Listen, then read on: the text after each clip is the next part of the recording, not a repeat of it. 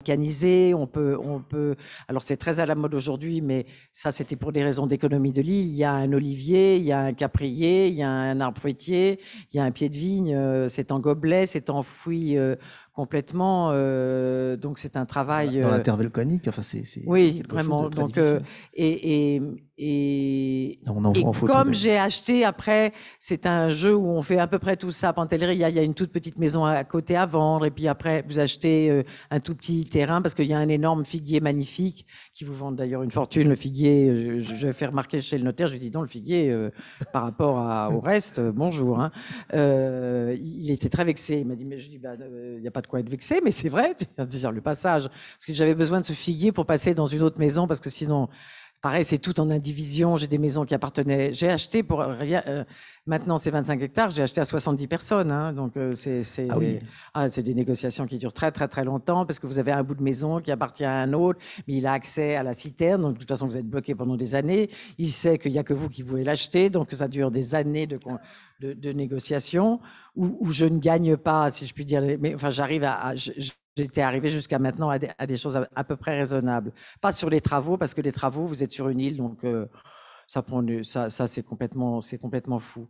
Mais alors, donc, j'ai remis petit à petit les 7 derniers hectares, je les ai achetés il y a 3 ans et il me les a vendus comme s'il y avait des vignes. Je dis non, il n'y a plus de vignes au moins depuis 100 ans. C'est de la garrigue maintenant. Là, je peux plus même pas essayer le début du commencement. Il faudrait les déboiser, replanter. Donc, bon, conversation, mais j'avais donc assez vite, effectivement, ces 7 hectares de vignes et d'oliviers, j'en ai 300 que j'ai remis en état. Les oliviers à Pantelleria sont comme des énormes bonsaïs à cette hauteur-là et qui vont, c'est tout terrassé hein, en pierre noire volcanique et ça va de terrasse en terrasse. Quelquefois, ça prend 3 terrasses ou 4 parce qu'il ne faut pas que le vent, Pantelleria veut dire île du vent, il ne faut pas que le vent brûle les olives. Donc, on est toujours à ce niveau-là du sol et les miens étaient très hauts, donc on a refait un travail en les prenant avec des cordes et des pierres et les retailler. Donc, et en remettant cette terre en état et donc les vignes, je me suis dit, bien évidemment, bon, bah, on va vendre le raisin. Voilà, alors, comme c'était un muscat d'Alexandrie, ça s'appelle Zibibois Pantelleria, un AOC qui a été perdu depuis à cause de comment est géré les vignobles sur cette île. Mais,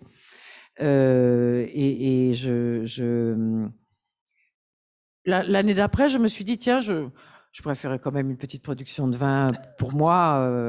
Et je suis allée faire chez quelqu'un. Et quand j'ai goûté le vin, je ne l'ai pas aimé. votre vin. Donc, Vous n'avez pas aimé votre vin?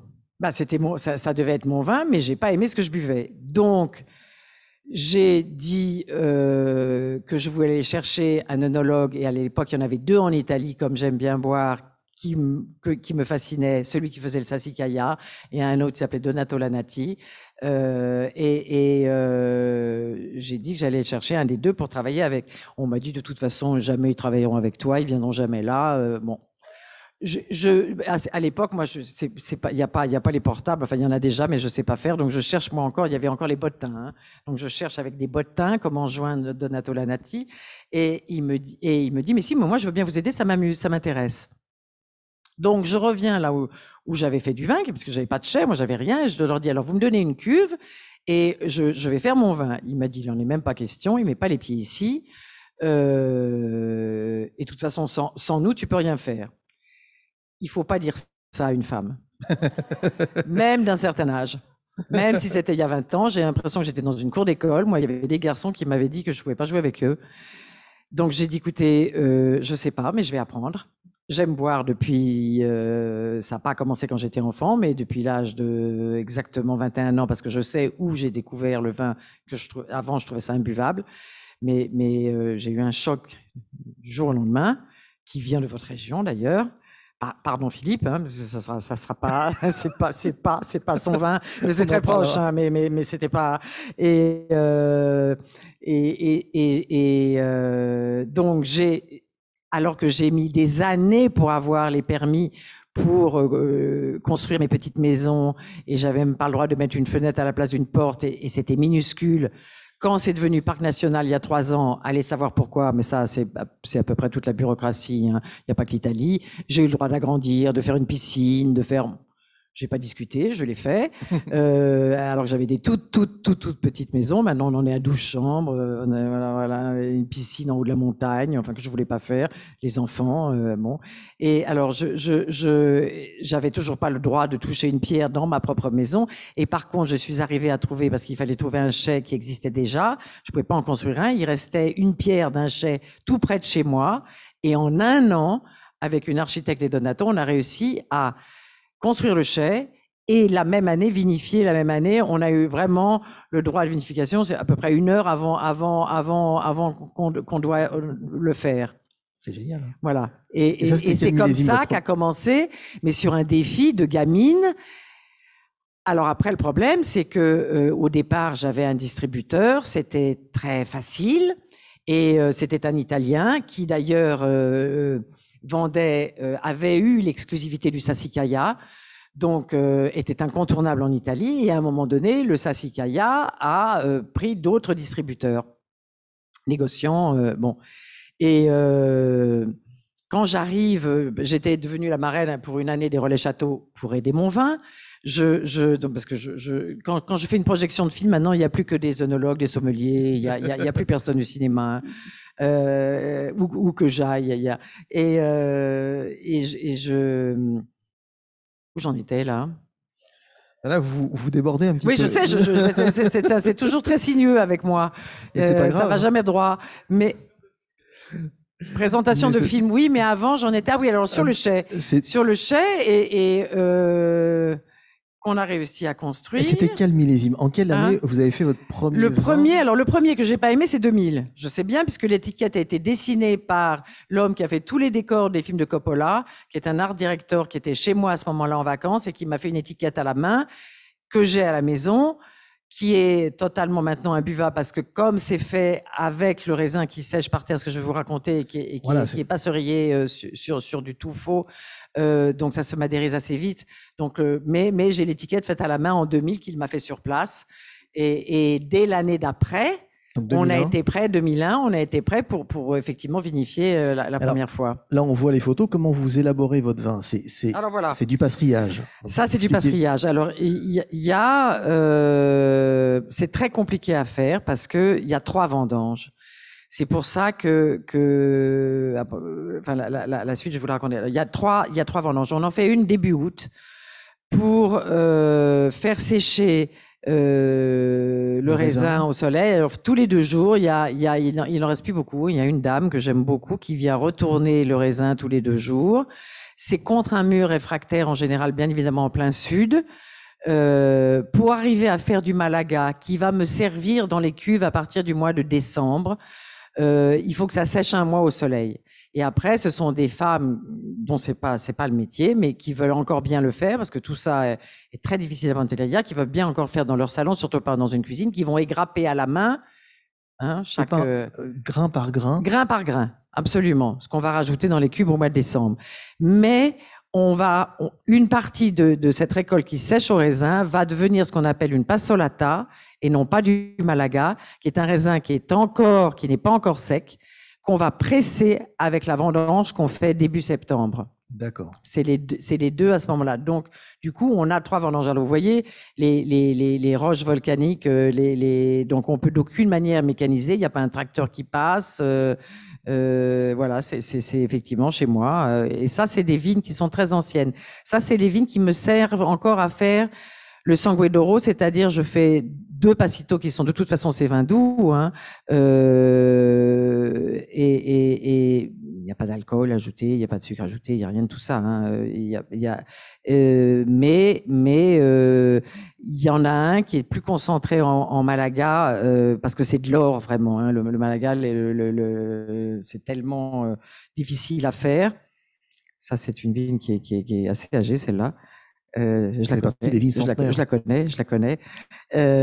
Et alors, elles sont en gobelet avec, bien évidemment, parce qu'il faut les protéger, il faut protéger le raisin du soleil. Hein.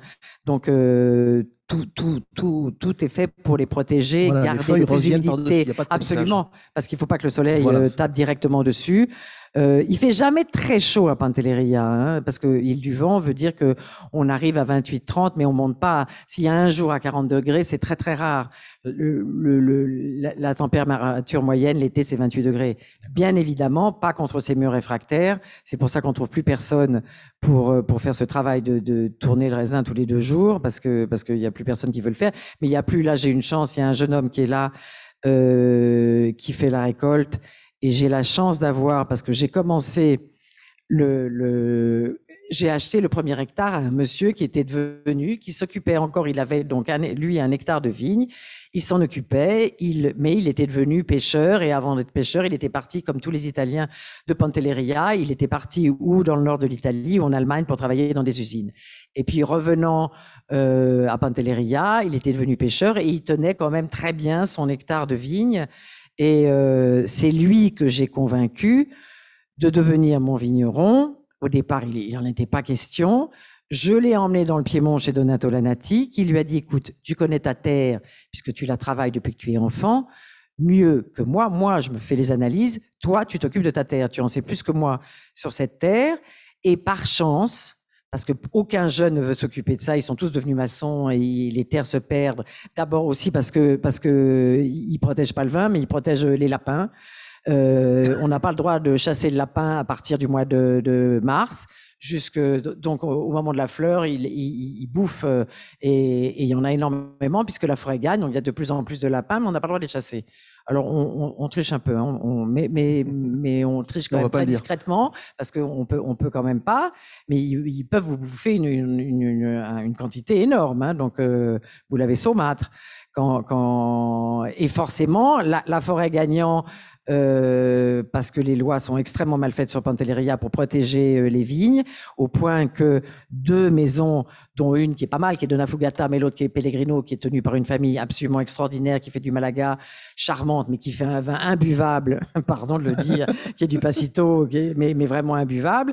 Mais ils achètent le raisin a une misère, donc plus personne sur l'île ne peut vivre car ils n'ont pas réussi. J'ai essayé de parler de vous, j'ai essayé de dire que on pouvait se mettre tous ensemble et établir un prix. Moi, j'en ai pas besoin d'en acheter, mais que eux pouvaient le vendre à un prix et gagner leur vie avec. À part le tourisme qui est en train de se développer pour ne pas perdre cette terre, parce qu'ils sont très attachés à leur terre.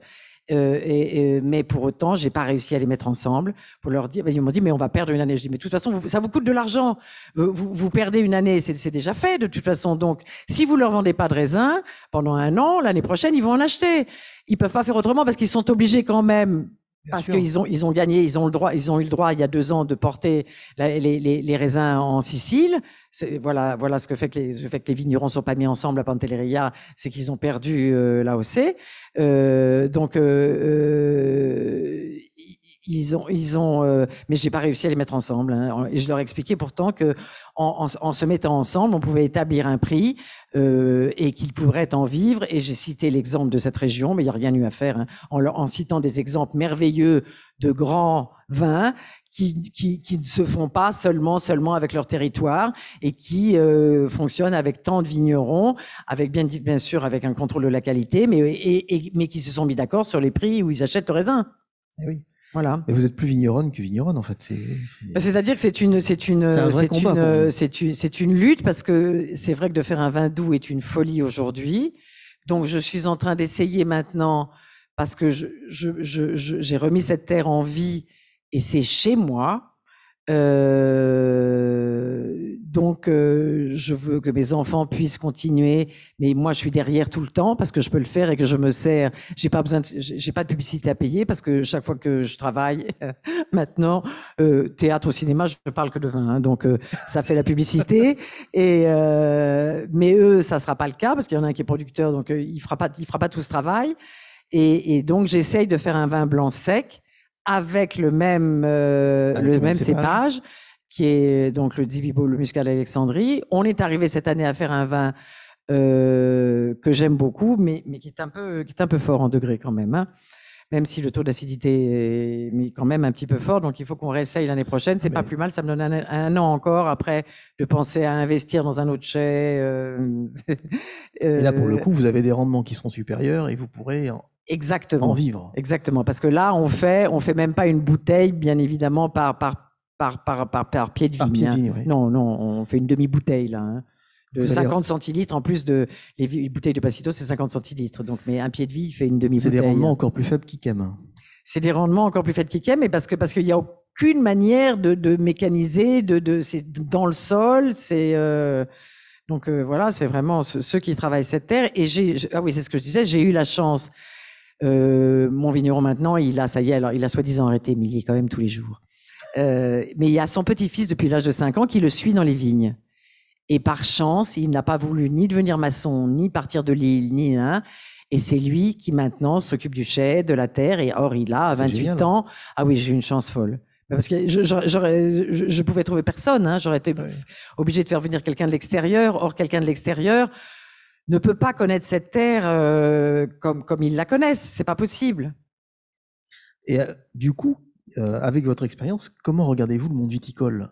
Pas seulement à Pantelleria, mais ailleurs, parce que vous avez justement un regard aiguisé sur les coûts de production, sur le... je suis totalement admirative. Hein. Totalement admirative. Je trouve que c'est extrêmement difficile de faire du vin, de faire du bon vin, enfin le vin que j'aime. C'est vraiment extrêmement difficile et ça procure tellement de joie et tellement de plaisir que non, j'ai une grande admiration pour tous les grands vignerons. Oui. Alors, que ça soit aussi en Bourgogne ou dans le Languedoc, j'ai des amis. De temps en temps, j'ose dire à des Bordelais que je bois du Bourgogne. Et justement, le vin est quand même une boisson civilisationnelle, c'est le reflet d'une éducation. Alors tout à l'heure, vous avez entrouvert la porte de votre initiation, mais je voudrais savoir qui vous a vraiment initié au vin. Alors, votre père? Je trouvais ça, non, mon père pas du tout, et à la maison on buvait pas de vin du tout. Moi, je suis restée chez moi jusqu'à l'âge de 18 ans, donc de 0 à 18 ans, chez moi on buvait pas de vin. Et quand on sortait très peu. Mon père devait boire du vin, mais moi, en tous les cas, on m'en faisait pas boire. Et puis après, quand j'ai commencé à boire à 18 ans, on m'a donné des choses que je trouvais imbuvables. Vraiment, j'ai habité New York après pendant 1 an, donc je suppose que les vins qu'on me donnait étaient des vins. Il faut remonter. J'ai 63 ans, hein, donc il faut remonter il y a longtemps. Donc on m'a pas donné des grands vins à boire. Et puis un jour. Je trouvais ça vraiment imbuvable, moi. Un jour, ça se passe à l'Ami Louis à Paris. C'est le père de mon fils aîné. Et il y a une bouteille de Haut-Brion qui arrive. Et alors là, je me suis dit, mais alors moi, j'ai jamais bu de vin avant. En fait, c'était pas du vin que j'ai bu, pas ce que j'ai bu, et ça a été en quelques secondes, hein. À peine, voilà, pris une gorgée que j'ai changé la vie. Et que j'ai commencé, j'avais à ce moment-là 22 ans. J'ai commencé à poser des questions chaque fois que j'allais dans un restaurant à tous les sommeliers que je rencontrais, au point que quand je suis allée, à un moment donné, le Passito, je le vendais, le Sangue d'Oro, je le vendais aussi bien. Mais ça n'a pas d'intérêt pour moi parce que c'est des frais énormes et que j'ai pas besoin de ce marché-là parce que j'en fais entre 10 000 ou 12 000 bouteilles. Donc, vous voyez, donc, de toute façon, je peux vendre tout en France, entre la Suisse et la Belgique. Donc, mais je suis allée à New York, je suis allée à Singapour, enfin, je suis allée partout dans le monde et on le vendait. Mais après, par contre, ça demande une organisation que je peux pas me permettre. Et pareil, j'allais parce qu'il y avait des festivals de cinéma, que j'étais président du festival Unifrance et donc, on organisait ça ensemble. Mais, par exemple, quand j'arrive la première fois à New York, j'arrive dans un restaurant étoilé qui est l'un des plus grand restaurant de New York, et le sommelier que je rencontre, qui s'appelle Aldo Son, qui avait gagné à ce moment-là, il y a 15 ans, meilleur sommelier du monde, me dit, donc je commence mon histoire en disant que j'aime boire, nanana, nanana, nanana, il me dit, je sais. Il me dit, je suis autrichien. Je dis, oui, ça m'aide pas beaucoup. Il dit, mais vous alliez en Autriche? Je dis, oui, il y a longtemps. J'allais quand mes enfants étaient petits, effectivement, on allait skier. Il me dit, bah, écoutez, moi j'étais élève sommelier, tous les soirs on descendait à la cave chercher le vin que vous vouliez boire. Et je peux vous faire la liste, si vous voulez, de ce que vous aimiez à l'époque. qui était très, très, très classique. Hein. Alors, pour l'instant, on était que dans les Bordeaux. Là, il y avait que ça hein, que je buvais à l'époque. Il y avait rien dans le Languedoc. D'ailleurs, il y avait rien encore de magnifique dans le Languedoc à ce moment-là. Parce que moi, j'ai connu la création vraiment des premiers vins du Languedoc merveilleux. Mais il y a 40 ans, c'était pas le cas. Hein. Et puis, dans la même journée, je continue parce que j'étais avec le distributeur du vin, mais j'avais pas très confiance et j'avais raison d'ailleurs, parce que forcément, il avait d'autres choses tellement faciles à vendre que vous voyez, il sortait de son sac, si je puis dire, des choses qui étaient faciles. Le mien, il fallait que je sois là. Et je tombe sur un Français qui est à la tête à ce moment-là d'une trentaine de restaurants à New York, et je recommence mon truc en disant j'aime boire. Il me fait ah bah oui, ça je sais. Et je lui dis alors, il me dit mais j'ai été barman au Petit Nice à Marseille quand vous tourniez avec Gérard, Trop belle pour toi.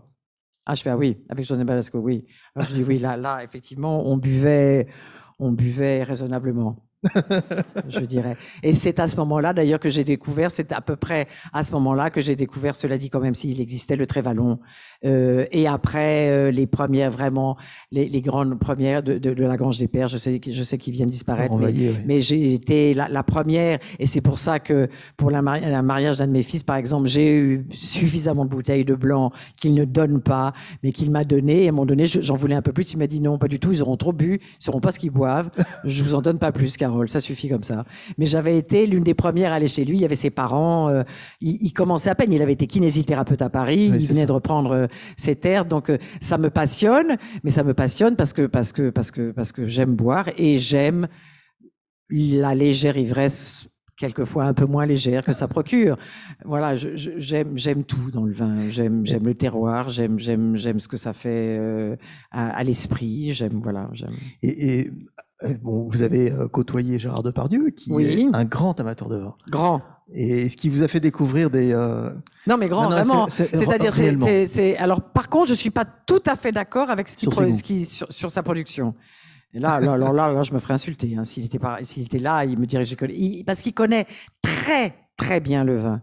Et il aime ça, mais de façon passionnée. Alors, l'histoire du Château Tigné, ça s'est fait avec Carmé. Donc, ils font ce qu'ils appellent un vin de soif. C'est pas mon truc, les vins de soif, hein, ce qu'ils appellent les vins de soif. C'est vraiment, mais bon, ça revient à la mode d'ailleurs. J'entends ça tout le temps en ce moment. Bon, c'est pas forcément ce que je préfère, mais bon. Mais toute l'histoire avec Carmé, on comprend le Château Tigné. Après, tout d'un coup, cette expansion qu'il y a eu après sur des terroirs magnifiques où je ne comprends pas pourquoi il ne produit pas des merveilles parce qu'il aime vraiment ça. Ça, c'est une énigme pour moi et il me répond pas. D'ailleurs, je lui pose la question, il me répond pas. Mais effectivement, j'ai bu avec lui pendant quelques années, pas forcément son vin, mais d'autres. Et il avait une passion pour toutes les côtes rôties. Il avait une passion puis il adorait aller dans tous les vignobles possibles. Il adorait y aller. Il adorait passer du temps. C'est une vraie passion. Ah oui, c'est vraiment. Oui, non, c'est une vraie passion. Et alors par contre, il n'aime pas Pantelleria parce qu'il y fait trop chaud. Il n'a pas une passion pour la mer. Moi, oui, j'ai une passion pour la Méditerranée. J'aime Pantelleria. Alors, cela dit, on n'en est pas à une contradiction près. Il n'aime pas la chaleur. En ce moment, il passe son temps à Dubaï. Et il n'aime pas l'air conditionné. Donc, mais bon, ça, c'est pas grave. Ça fait partie de la merveille du personnage. Attendez, je vais vous servir. Allez-y. Bon. Vu de l'extérieur, le monde vigneron semble quand même aux antipodes du monde du spectacle, du cinéma et du théâtre. Et quel parallèle faites-vous entre les deux? Je ne trouve pas du tout que ça soit aux antipodes. D'abord, quand je parlais de légère ivresse, parce que je n'ose pas parler d'un peu plus, mais quand je vais au spectacle, je suis, quand j'aime ça, je suis totalement hors de moi, totalement distraite, heureuse. J'ai besoin de musique.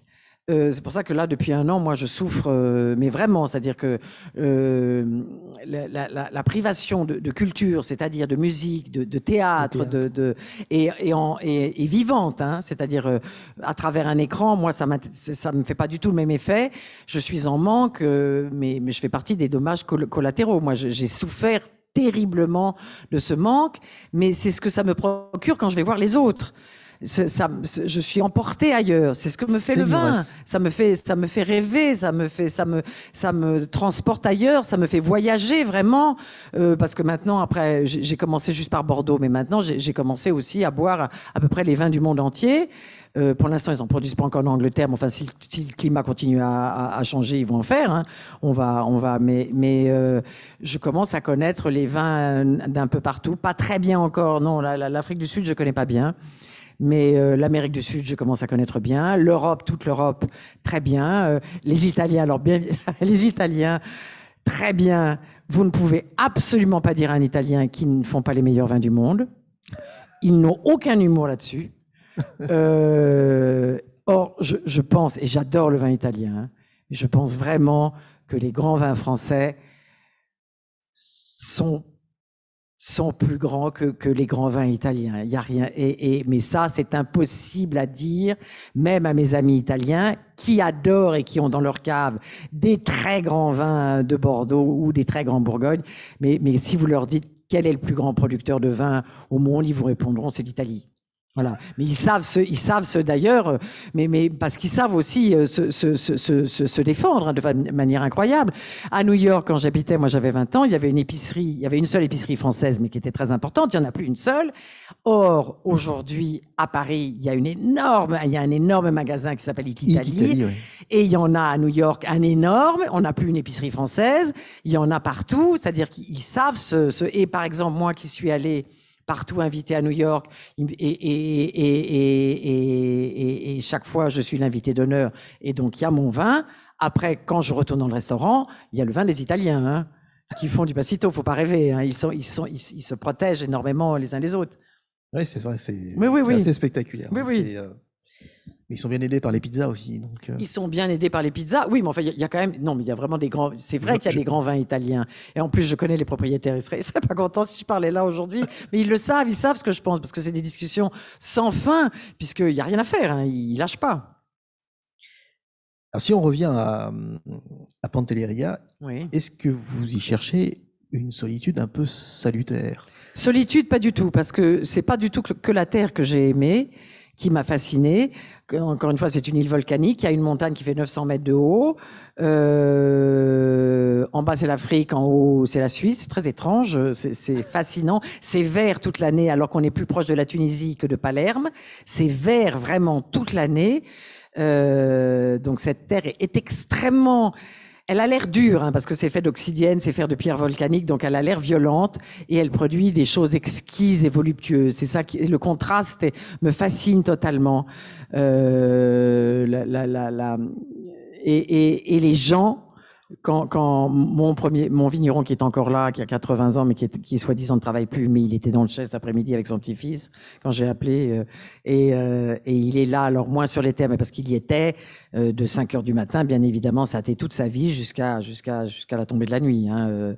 Il peut pas imaginer. Donc là, de toute façon, sa femme était contente quand il a soi-disant arrêté de travailler avec moi en me disant « je récupère un peu mon mari ». Il sort de toute façon à 6 heures du matin de chez lui et il va de toute façon sur un bout de terre. Elle doit être jalouse.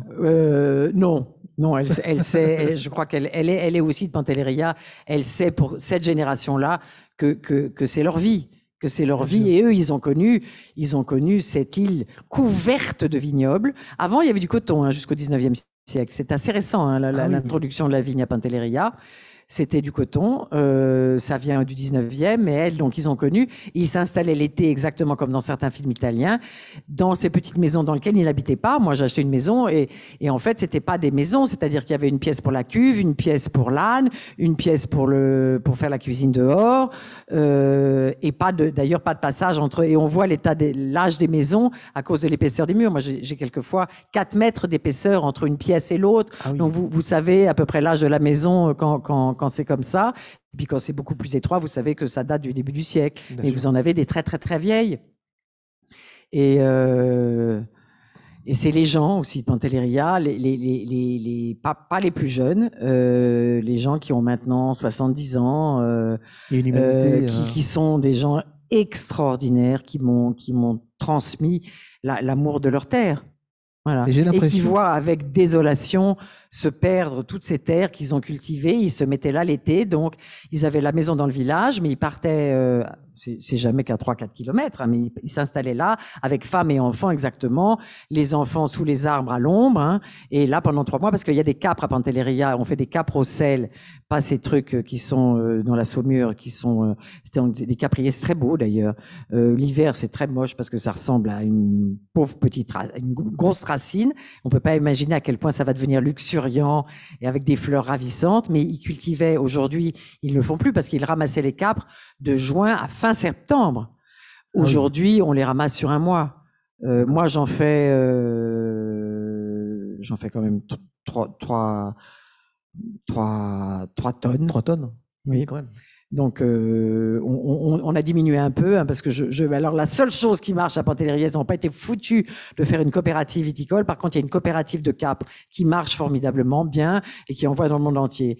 La coopérative, le problème, c'est qu'ils me disent, mais qui est le patron de la... Je dis, non, c'est pas l'idée de la coopérative. Ils se sont fait voler parce qu'il y a quelqu'un, ils ont fait une coopérative il y a des années, et il y a quelqu'un qui l'a dirigée et qui effectivement a volé tout le monde.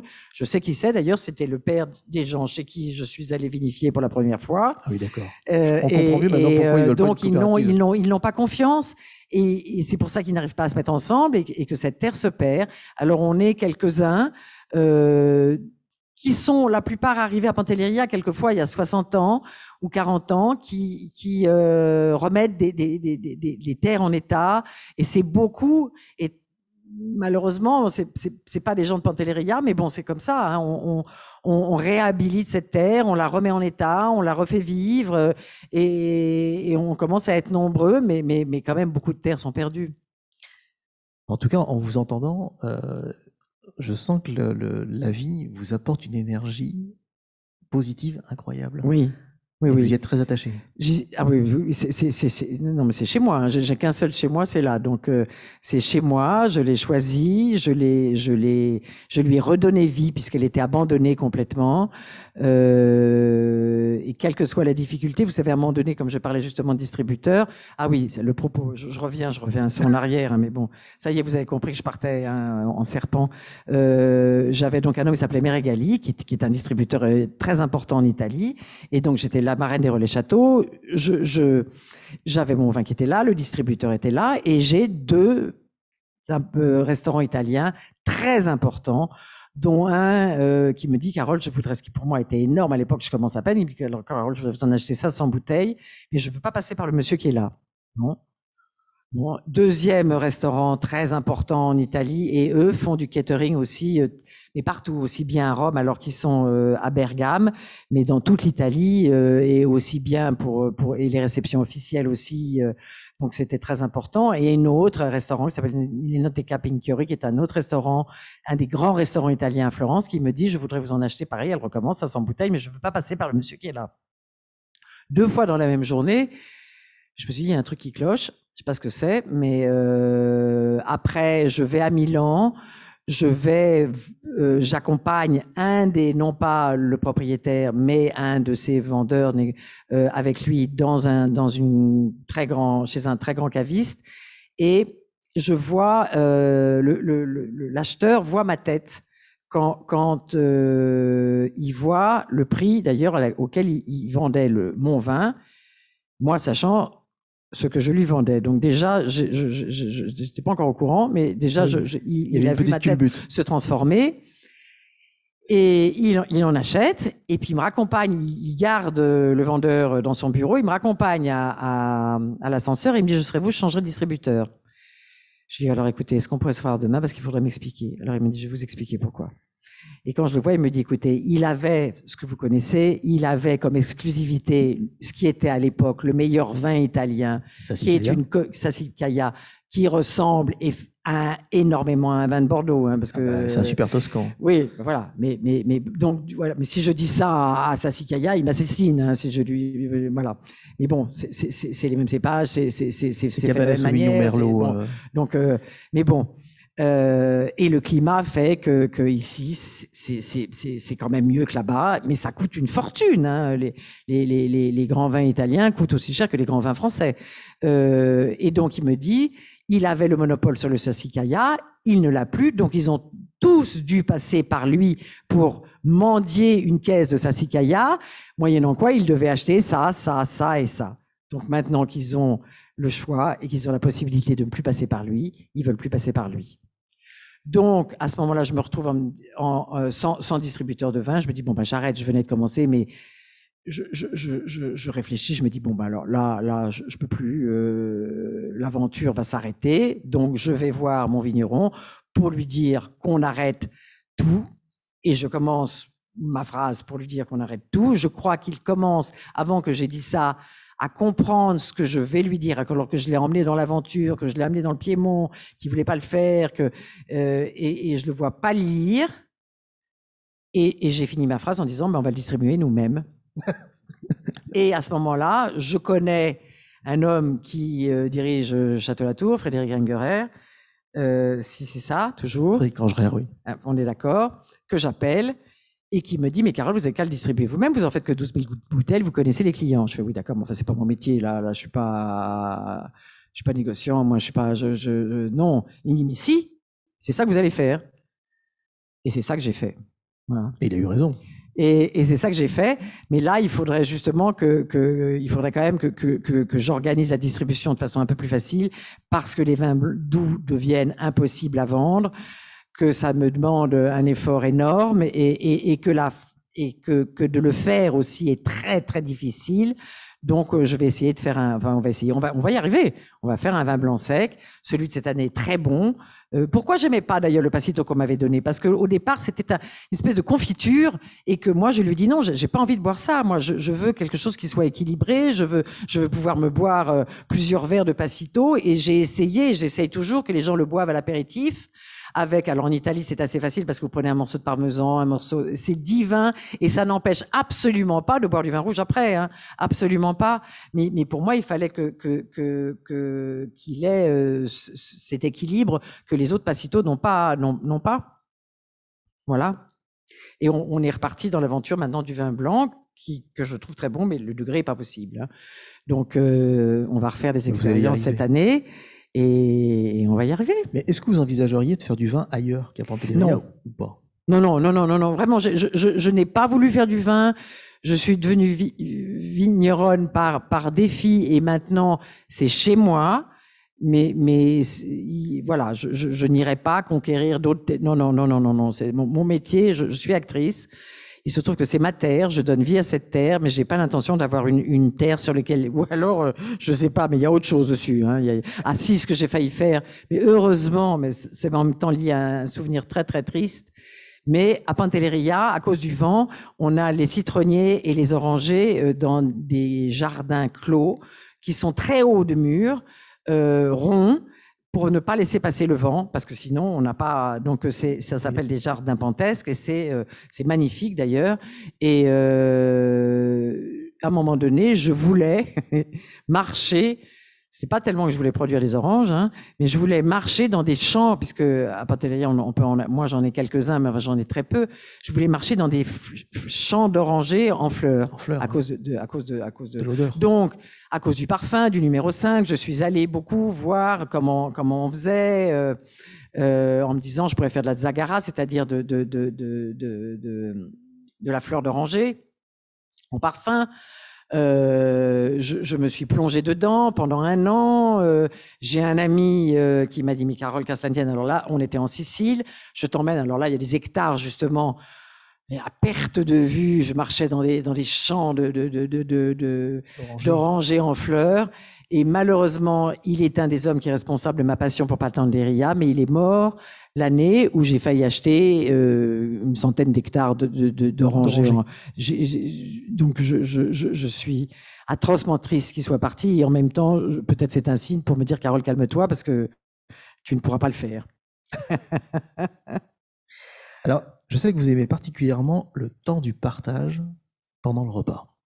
C'est un moment que vous adorez. Bah oui, c'est fait pour ça, non? Et le vin, c'est le partage. Bah oui, boire tout seul, ça m'est arrivé dans des moments de désespoir terribles, mais vraiment très, très, très rarement. Non, alors ce soir, j'avais décidé d'ailleurs, j'avais décidé de ne pas boire parce que le matin, je travaille beaucoup à Paris, mais je suis arrivé ici. J'ai vu l'exposition, au bout de 2 secondes, j'ai dit, bon, alors qu'est-ce qu'on boit ce soir? Ça n'a pas tenu plus de 2 secondes, c'est pas compliqué, c'est impossible. Et non. Ouais, je vous invite à aller voir l'expo Boire avec les dieux, c'est magnifique, vous comprendrez. C'est magnifique. Comment Dionysos le nomade. Il y a Dionysos partout, voilà. À transporter la vie partout. Et donc sont écrits partout les bienfaits du vin, et aussi les dangers, mais enfin très peu. Non, il n'y a pas de danger. Il n'y a pas de danger, non, on est d'accord. Alors, avez-vous en tête un vin en particulier dont vous gardez un souvenir impérissable pendant un repas? Là, le premier, malheureusement, je suis encore obligée de citer, parce que le premier vin que j'ai bu, pour moi, qui m'a fait découvrir le vin, c'est le Haut-Brion. Hein.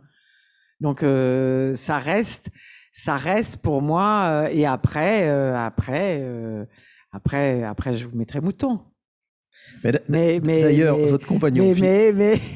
Mais c'est pas une question de goût là. C'est purement une question d'émotion. C'est parce que la première fois où j'ai découvert le vin, c'était un Haut-Brion, voilà. Mais maintenant, voilà. Je vais mettre d'abord Mouton et puis après je mettrai Haut-Brion. Et d'ailleurs, votre compagnon, Philippe de Rothschild, avez-vous réussi à le convaincre de servir Sangue d'Oro à la table de Mouton? Ça lui est arrivé 1 ou 2 fois parce que il se trouve qu'on a fait des dégustations avec Lurton pour Château Yquem, qui est complètement dément. C'est-à-dire, je me suis retrouvée, moi, avec mon Sangue d'Oro et Château Yquem, à Château Yquem. On avait fait tout un film, on a fait toute une dégustation. Et donc, comme il l'aime bien, et quand ils viennent entre ce qui est absolument extraordinaire, entre des propriétés, ceux qui s'occupent des propriétés et qui sont tous autour d'une table. Les 9. À Mouton, moi je suis fasciné. C'est-à-dire que il y a les plus grands vins du monde qui sont assis à table là. Je les regarde tous. Et ils se rendent pas compte, parce qu'ils se rendent pas compte autour de leur table quand ils sont là. Je dis mais est-ce qu'ils se rendent compte de ce qu'ils sont dans le monde entier d'ailleurs? Et pour moi qui les ai bu, mais donc je suis à chaque fois émerveillé. Hein. Est-ce que ce sont des Dionysos d'aujourd'hui? Bien sûr. Oui, bien sûr. Bien sûr. C'est une richesse que nous avons en France, prodigieuse, mais il produit un vin, et il n'y a pas que lui d'ailleurs, parce qu'il n'y a pas que son vin en Argentine que j'aime, mais que j'adore. Hein, voilà, l'Almaviva, il y a des terroirs. L'Argentine, je l'aime énormément. J'y ai passé quelques mois en tournant, donc j'ai eu le temps de déguster. J'ai passé 4 mois. Alors toute une partie avec crocodile et piranha, et alors là il n'y a pas de vignoble, mais par chance j'ai pu aller aussi là où il y avait les vignobles, et j'ai des amis dont les propriétaires de Sassicaia, qui font un vin en Argentine. Donc, je connais plusieurs ans. Oui, non, je commence à avoir une bonne culture du vin. Une bonne. Alors, il y a un vin que je connais très mal, à part, c'est le comble. Je fais du Sangue d'Oro, je fais un vin blanc doux. Il y a des vins que je connais, je les connais vraiment mal. Justement, et je vais devoir commencer à l'apprendre, vous voyez, puisque je veux faire un vin blanc sec, je connais mal les vins blancs. Donc voilà, commence mon aventure avec les vins blancs secs. Donc il va falloir que je boive. Vous êtes plus rouge que blanc. Jusqu'à maintenant, mais puisque je vais faire du vin blanc sec, il va bien falloir que je déguste tout ce que. Et j'ai tellement d'amis qui aiment boire et qui boivent des vins blancs chaque fois en me disant tu ne sais pas ce que tu manques, tu ne sais pas ce que tu bois pas. Alors je goûte un peu, mais mais ça vient, il faut du temps. Hein. Donc dans 10 ans, je pense que je serai au point sur le vin blanc sec à peu près partout. Avant de clôturer cet entretien, j'aimerais savoir comment s'annonce le millésime 2021 à Sangue de Oro, parce que je suppose qu'il n'y a pas eu de gel. Alors, il y a pas. Le problème était qu'on devait le faire que tous les 2 ans, nanana, et que c'est compliqué. Sauf que cette année, malheureusement, vous avez souffert énormément au moment de la fleur. Je sais, c'est un drame. Nous pas. Donc, effectivement, c'est une année chez nous qui se passe très très bien, et on aura une très belle production de Sangue d'Oro. Oui. Bon, ben ça c'est magnifique. Ben, je vous remercie infiniment. Merci à vous, c'est un honneur d'être là pour moi.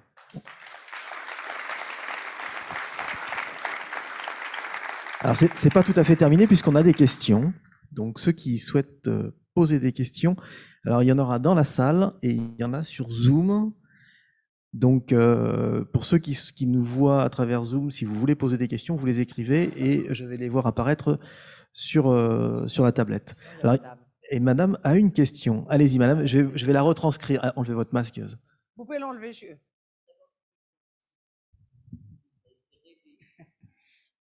Tant mieux.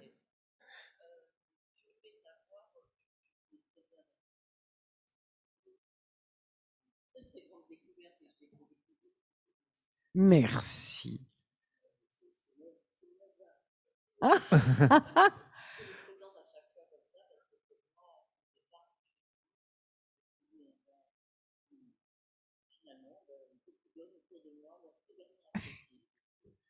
Comme quoi on peut s'entendre.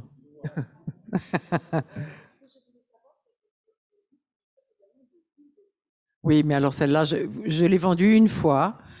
C'est parti en une journée au bon marché. J'avais dessiné la bouteille, l'étiquette, parce que chaque fois je fais.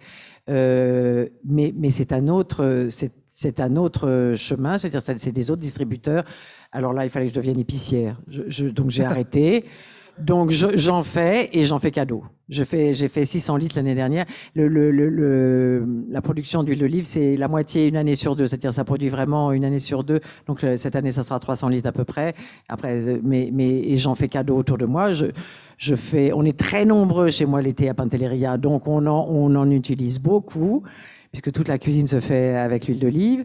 J'en donne à Pantelleria, mais j'en ramène énormément à Paris et j'en fais cadeau de bidons et de bidons à mes amis restaurateurs, à des amis, parce que sinon, il faudrait que j'arrête de faire mon métier. Donc je peux pas. Je peux pas. C'est pas du tout le même. J'aurais bien aimé qu'il y ait quelqu'un qui distribue aussi bien l'huile d'olive que le vin, mais ça n'existe pas. Et une autre question dans la salle? Oui, madame. Bonsoir.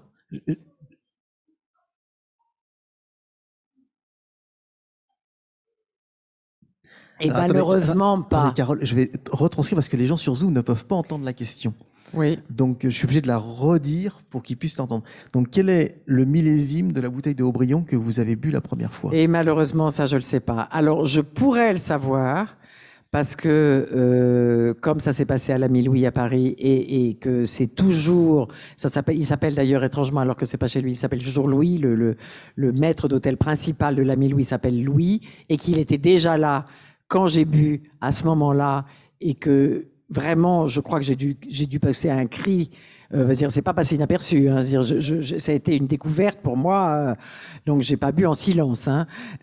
Donc je pense qu'il pourrait me retrouver l'année, oui, le millésime. Je pense qu'il devrait, mais moi je sais plus. Ça je sais pas. Bon. Est-ce qu'il y a d'autres questions? Mais comme c'était de toute façon il y a 40 ans, hein, un peu plus. Et c'était forcément pas une année récente, donc on peut remonter. Ah, ça peut être un 61 qui était un millésime grandiose. Peut-être.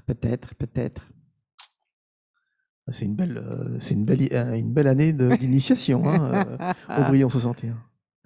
Est-ce qu'il y a d'autres questions? Vous savez que pardon, mais c'est pas pour lui rendre hommage. Qu'est-ce qu'on a bu pour l'anniversaire de ton père? Ah oui. Écoutez, on a bu je n'ai aucun intérêt à le dire, hein, donc vraiment, on a bu un mouton pour l'anniversaire de son papa pour ses 90 ans, un mouton 1928, sublime. Voilà, alors là, vraiment, Les très grands vins de Bordeaux. C'est incroyable. Se révèlent. Le problème, justement, le problème du Passito, hein, comme c'est fait, c'est pas fait avec du Botzaris, donc ça devient, ça se madérise très vite, hein, malheureusement. C'est ça. Ouais. Non. Moi, je vous invite à garder vos bouteilles de Bordeaux, laissez-les oublier et buvez-les 10 ans, 20 ans après. Oui, mais c'est très difficile. Ils sont extraordinaires. Oui, je sais, mais on n'a plus cette culture-là. C'est ça. Ils se ressemblent tous quand ils sont jeunes, mais dès qu'ils ont pris de l'âge, ils sont magiques. Est-ce que vous avez d'autres questions? Oui. Bonsoir.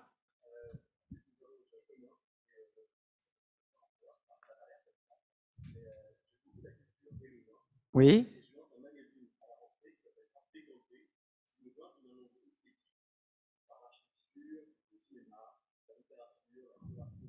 C'est une très bonne idée. Mais oui. Avec joie. Non, mais il n'y a pas de souci de ce côté-là. Je vous souhaite bonne chance avec votre magazine. Oui, il faut être gonflé pour y aller en ce moment. Hein. Oui. Mais c'est bien, voilà, il a l'âge pour.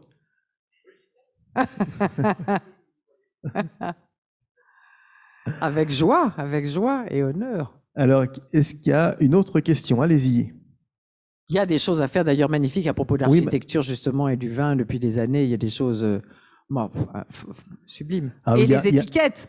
On retourne là, excusez-moi, voilà, et les étiquettes. On a l'impression que les chais, qu'il y a des chais modernes aujourd'hui qui sortent de terre, mais il y a un des chais les plus audacieux qui a été fait au tout début du XXe siècle, c'est celui de Mouton. Parce que c'est une architecture très particulière où il n'y a pas de piliers, et je crois que c'est Eiffel qui avait fait, c'est une architecture de type Eiffel. C'est Cyclis. C'est pas très bizarre vu ce qu'aimait ton grand-père. Oui. Ah. Vous voyez? Et c'est des années 30, c'est ça? 33, 29. Sans aucune colonne. Et si un jour vous avez l'occasion de voir ce chai, c'est absolument extraordinaire. C'est un rectangle parfait. Donc on n'a pas attendu les années 90 et 2000 pour faire des chais fantastiques à Bordeaux. Voilà. Et vous voyez, ça vient effectivement de son grand-père étant passionné, ayant écrit du théâtre et de la poésie et ayant eu un théâtre. Vous voyez, on a un lien direct là. Pardon, madame. Allez-y, madame.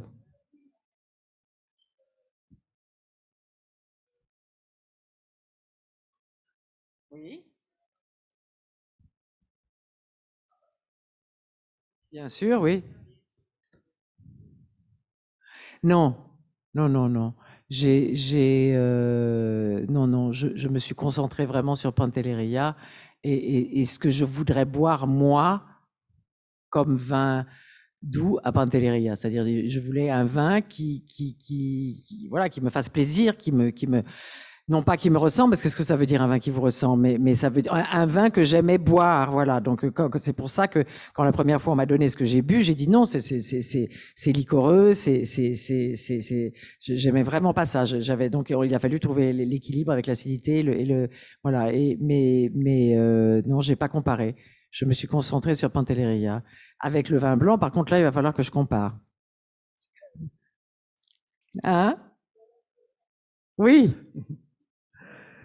Est-ce qu'il y a d'autres questions? S'il n'y en a plus, on va pouvoir... Ah.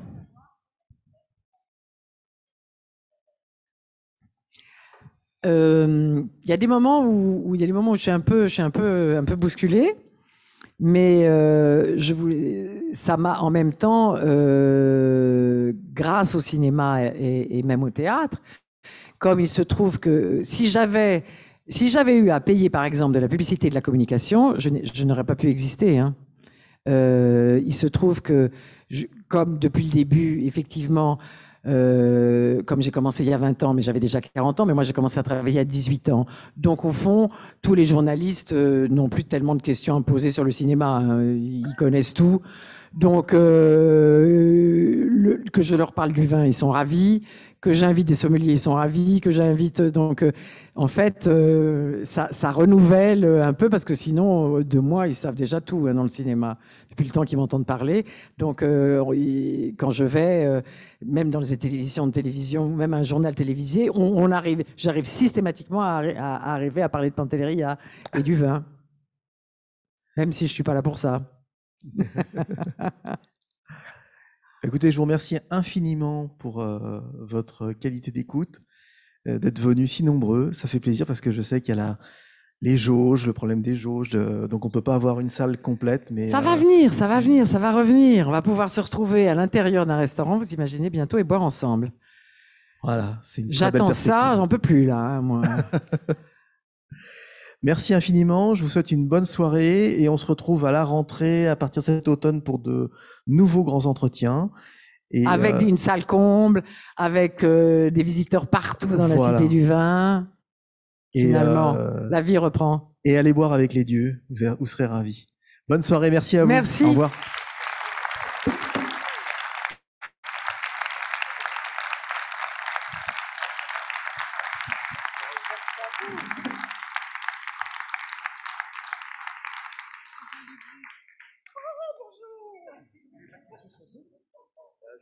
Bonjour.